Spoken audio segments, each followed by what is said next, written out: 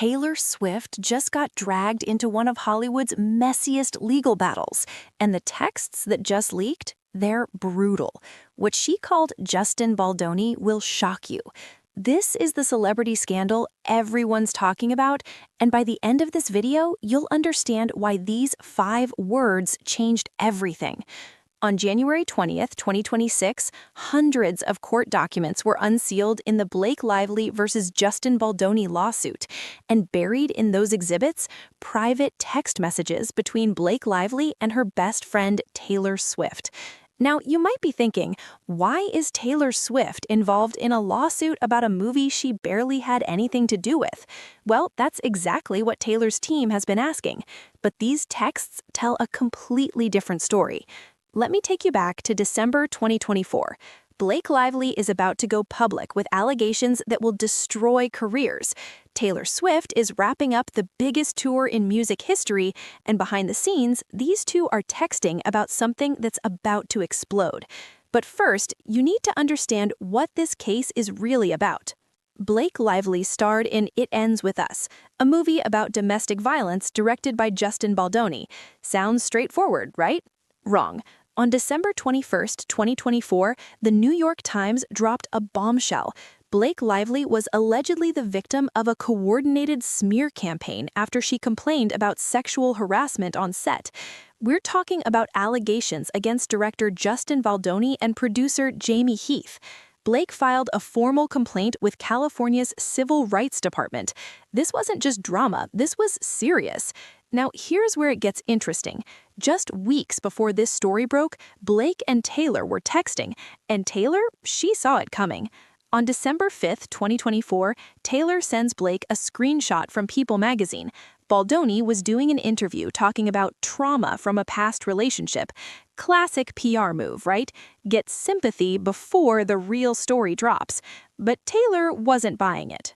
Here's what Taylor Swift allegedly texted Blake Lively, and I quote, "I think this B subscript knows something is coming because he's gotten out his tiny violin." Brutal. Taylor didn't hold back. She was calling out what she saw as a preemptive PR strategy. And Blake's response? Even more damning. She texted back about how Baldoni's story rings different when he doesn't end it by saying, "Did I always listen when they said no? No," like he did with me. Read that again. Blake is allegedly saying that Baldoni admitted to not listening when she said no. And then she adds this gut punch. But that must not have tested well in the focus group. She's suggesting his PR team edited out the most incriminating part of his story. But wait, there's more to these texts that reveal just how deep this friendship goes. Earlier in that same conversation, Blake checks in with Taylor. "Is everything okay? I felt like a bad friend lately." And Taylor's response is heartbreaking. She says she feels distanced from Blake because her recent messages felt like I was reading a mass corporate email sent to 200 employees. Even in the middle of this legal nightmare, these two are navigating their friendship. Taylor literally says, "You don't need to apologize, just come back, please." Fast forward to weeks later, Justin Baldoni gets dropped by his agency, and Taylor sends Blake another text. "You won, you did it, and you helped so many people who won't have to go through this again." This is Taylor Swift, one of the most powerful women in entertainment, telling her friend that speaking up mattered, that it made a difference. But here's what makes this whole thing even crazier. Taylor Swift's team immediately tried to distance her from this case. They released a statement saying she never set foot on the set of this movie and was only involved because she licensed a song for it, just like 19 other artists.